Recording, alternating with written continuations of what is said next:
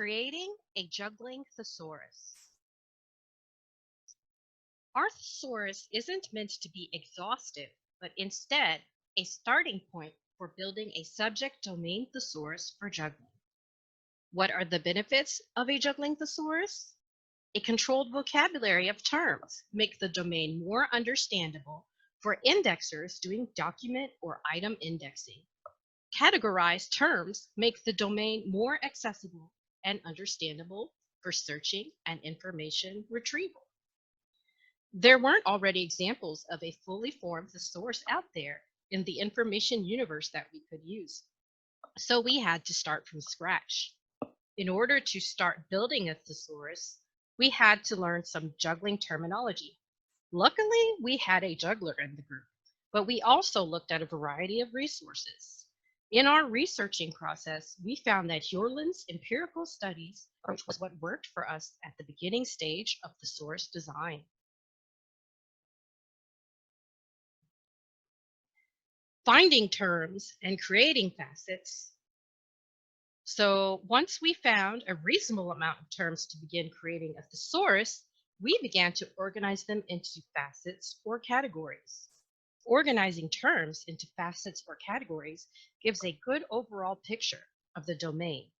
For instance, we can see that juggling consists of a variety of juggling styles, juggling patterns, and props.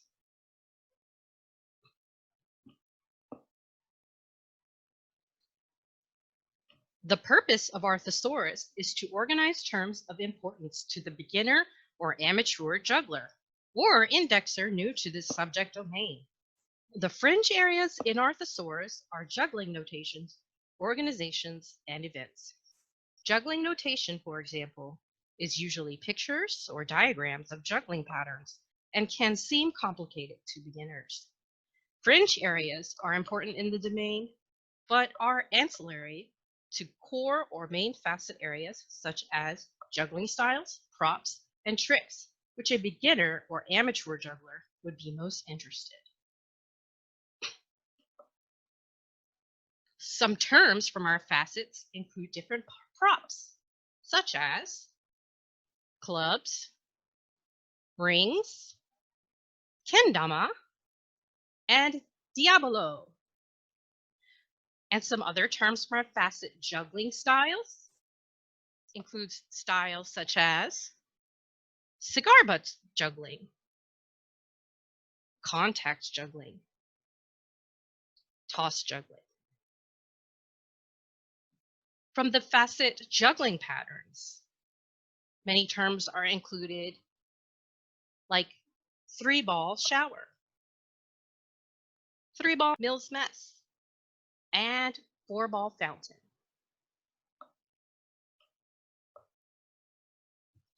The notation style for our thesaurus.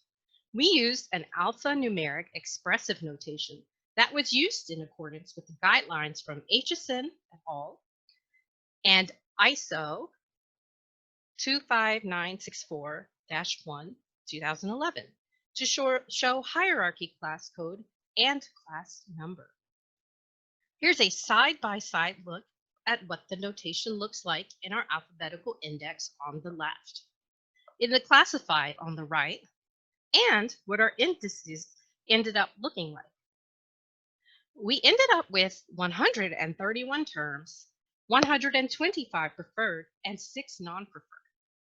As we all know, thesauri and controlled vocabulary building is always a work in progress. But this experience taught us the steps and the process of doing the domain research, and the phases of thesaurus building. Thank you for your time, and thank you for watching.